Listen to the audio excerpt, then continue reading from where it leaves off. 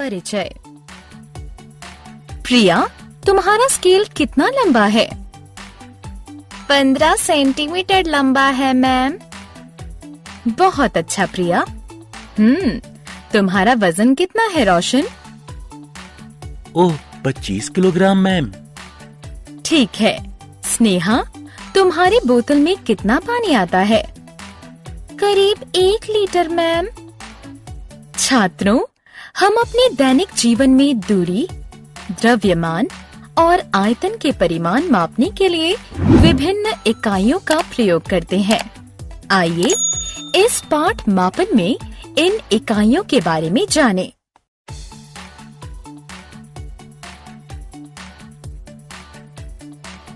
आओ सीखें। दूरी, द्रव्यमान और आयतन के परिमाण मापने के लिए प्रयोग होने वाली विभिन्न इकाइयों को जानना। दूरी, द्रव्यमान और आयतन के मानक इकाइयों को बताना। परिमाण को विभिन्न इकाइयों में वर्णित करना। विभिन्न इकाइयों को जोड़ना, घटाना और गुणा करना। रुपए का पैसे में और पैसे का रुपए में विनिमय करना।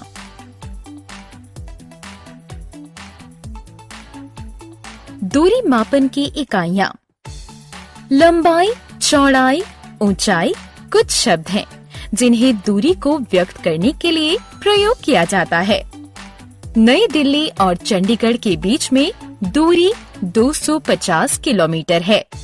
छात्रों ने 400 मीटर के दौड़ में भाग लिया। आयत ABCD की लंबाई 5 सेंटीमीटर है। रबर की लंबाई 14 मिलीमीटर है।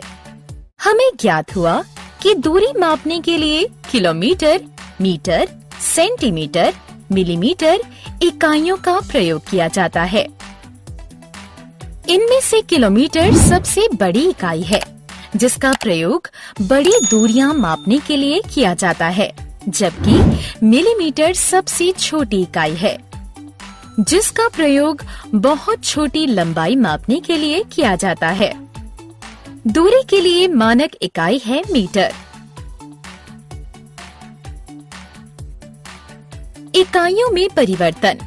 दोस्तों, आइए अब एक इकाई में दी गई दूरी को दूसरी इकाई में व्यक्त करना सीखें। 1 किलोमीटर में कम की दूरी को मापने के लिए 1 किलोमीटर को 1000 बराबर भागों में बांटा गया है और हर भाग को 1 इकाई माना जाता है। इसे मीटर कहते हैं। हम कह सकते हैं कि 1000 मीटर 1 किलोमीटर के बराबर होता है। इसी तरह 1 मीटर को 100 बराबर भागों में बांटा गया है और हर भाग को 1 इकाई माना जाता है। इसे सेंटीमीटर कहते हैं। अतः 1 मीटर 100 सेंटीमीटर के बराबर होता है। बॉक्स में सेंटीमीटर में दी गई दूरी को आप मिलीमीटर में कैसे बदलेंगे?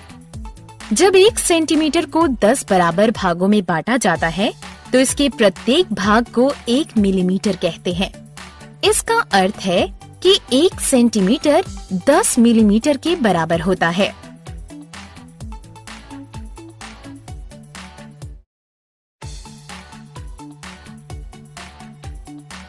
द्रव्यमान मापने की इकाइयाँ। आप अपनी माँ के साथ सब्जी खरीदने गए होंगे। आपने अपनी माँ को सब्जी वाले से 1 किलो बंद गोभी, 5 किलो आलू, 100 ग्राम हरी मिर्च आदि मांगते जरूर सुना होगा।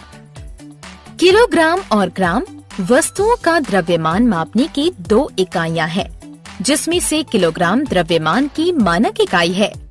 यदि 1 किलोग्राम को 1000 भागों में बांट दिया जाए, तो एक भाग को 1 ग्राम कहेंगे। इसका अर्थ है कि 1 किलोग्राम 1000 ग्राम के बराबर होता है।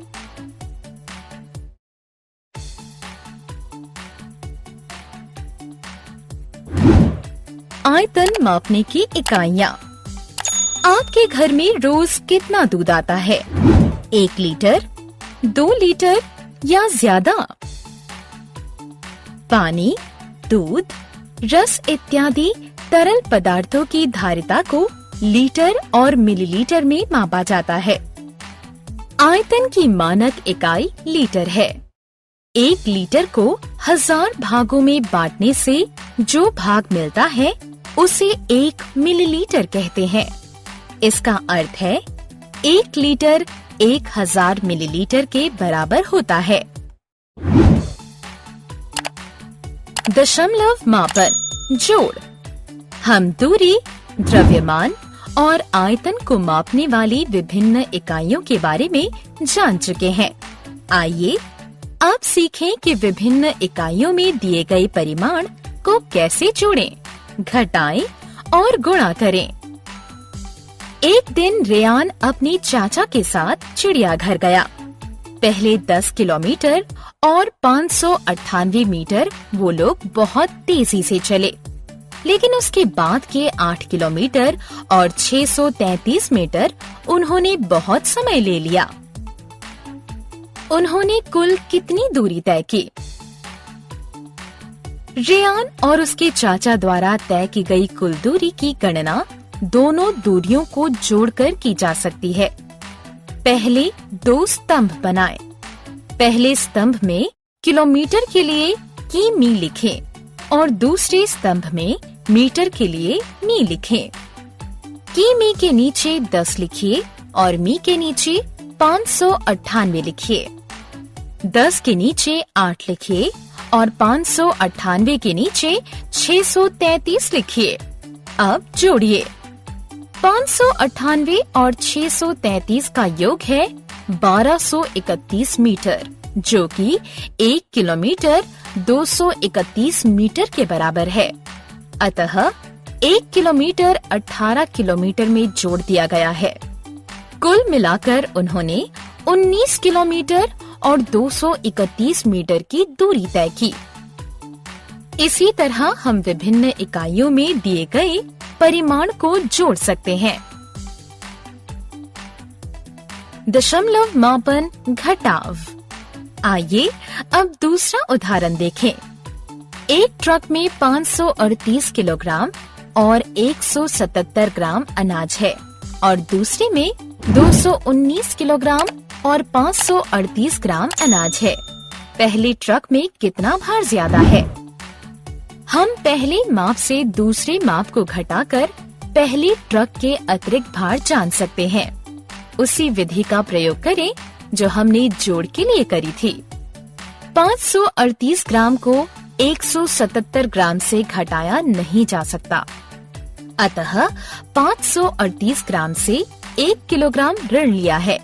इसे ग्राम में परिवर्तित करके 177 ग्राम से जोड़ दिया तो ये 1177 ग्राम हो गया। 1177 ग्राम से 538 ग्राम घटाने पर 639 ग्राम बचा, जबकि 537 किलोग्राम से 219 किलोग्राम को घटाया तो 318 किलोग्राम बचा। अतः पहले ट्रक में 318 किलोग्राम और 639 ग्राम अतिरिक्त भार है। दशमलव मापन गुणन। गुणन। राज के परिवार में प्रतिदिन 2 लीटर और 500 मिलीलीटर दूध की खपत है। इस परिवार द्वारा 14 दिन में कितनी दूध की खपत कर ली जाएगी? 2 लीटर और 500 मिलीलीटर को 14 से गुना करने पर हमें 28 लीटर और 7000 मिलीलीटर प्राप्त हुआ। क्योंकि 1000 मिलीलीटर 1 लीटर के बराबर होता है, इसलिए 7000 मिलीलीटर 7 लीटर के बराबर हुआ। इस 7 लीटर को 28 लीटर में जोड़ें। अतः 14 दिनों में राज का परिवार 35 लीटर दूध की खपत करेगा।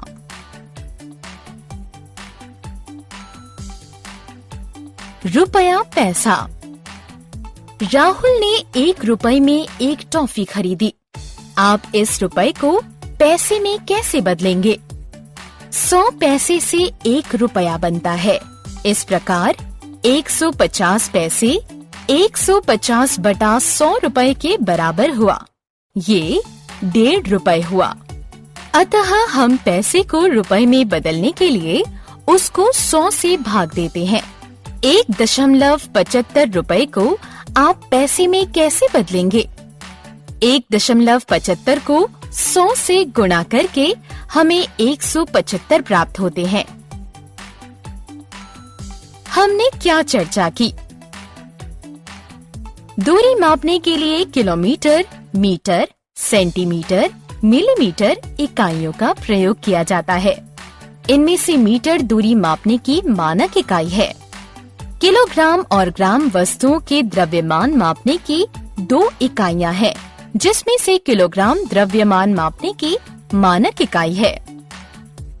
तरल पदार्थों के आयतन को लीटर या मिलीलीटर में मापते हैं। लीटर आयतन की मानक इकाई है।